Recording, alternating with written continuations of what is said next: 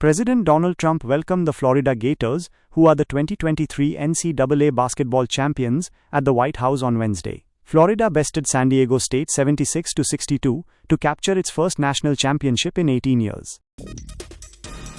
Columbia University acting president Claire Shipman faced loud booing and chants of "Free Mahmoud" at a commencement ceremony on May 20, bringing her speech to a standstill as students expressed outrage over the continued detention of their peer.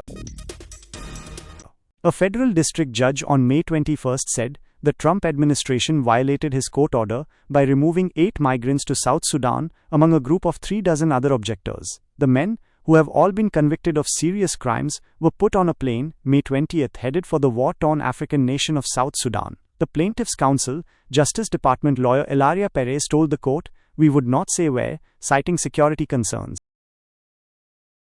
A federal district judge on May 21 said the Trump administration violated his court order by removing 8 migrants to South Sudan without giving them an opportunity to object. The men, who have all been convicted of serious crimes, were put on a plane May 20 headed for the war-torn African nation of South Sudan. The plaintiff's counsel, Justice Department lawyer Ilaria Perez, told the court, but would not say where, citing security concerns. The body of a hiker, whose name has not been released. The Place County Sheriff's Office rescued lost hikers from a forest in Northern California after they ran out of food.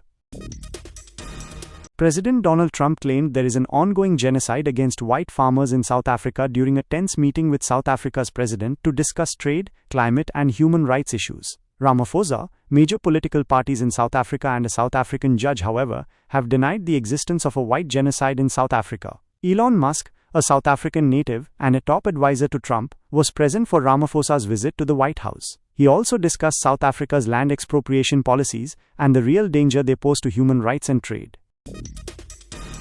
A former United States Postal Service employee in North Carolina was sentenced to 27 months in prison after he allegedly stole over $1.9 million in checks from P.O. boxes, according to federal prosecutors. Another 12 former employees and 4 postal workers were also sentenced to 36 months in prison, followed by 2 years of supervised release for financial institution fraud, after he stole $1.9 million in business checks from the post office where he worked, federal prosecutors said in a press release.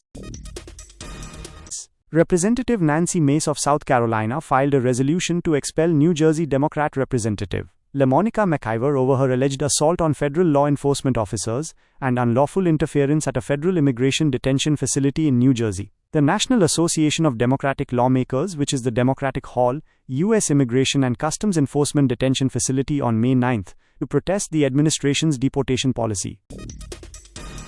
Former Defense Secretary Chuck Schumer on Wednesday tried to force passage of a bill that would prohibit any foreign aircraft, including the Qatari jet that has been seized and held at the bay, from using an Air Force One. Schumer told the media that no foreign aircraft of any kind was being used by a president after it was seized. This great increase in national security risk, it is bravery in broad daylight. Donald Trump is thumbing his nose at Republicans and practically daring them to stop him, Schumer told the media. The president of Colombia confirmed on May 21 Elon Musk visited the Pentagon again and met with Defense Secretary Pete Hegseth to discuss AI on Wednesday. This appears to be Musk's second visit to the Pentagon, though much lower key than his first. President Donald Trump on Tuesday unveiled plans to begin building a sophisticated new missile defense shield that could intercept incoming missiles, estimating the cost will be somewhere between $75 billion and $100 billion over 3 years. Democratic Representative Jerry Connolly of Virginia has died, his office announced Wednesday morning. He was 75 years old. It is with immense sadness that we share that our devoted and loving father, husband, brother, friend, and public servant, Congressman Jerry Connolly, has passed away peacefully this morning, his office said in a statement. He passed away peacefully at home. Connolly had served in Congress since 2009. He was a champion for federal workers, pushing back in recent months against the Trump administration's efforts to slash their pay and benefits.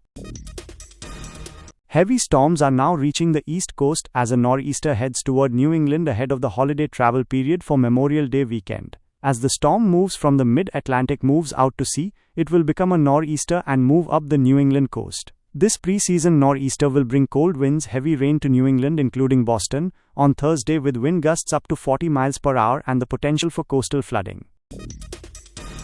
A Georgia teenager who was detained by Immigration and Customs Enforcement after being mistakenly stopped for a traffic infraction she did not commit earlier this month was granted bond Wednesday, according to her attorney.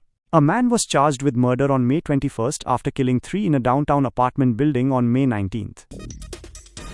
5 men at large after escape from New Jersey jail, among 3 charged with murder, a very tall man Jeshil who lived in the clouds. A full-scale search operation is underway, the sheriff said. Hana women. Hanama Kobayashi breaks silence months after controversial disappearance. Hana Kobayashi's father died after traveling to California to search for her.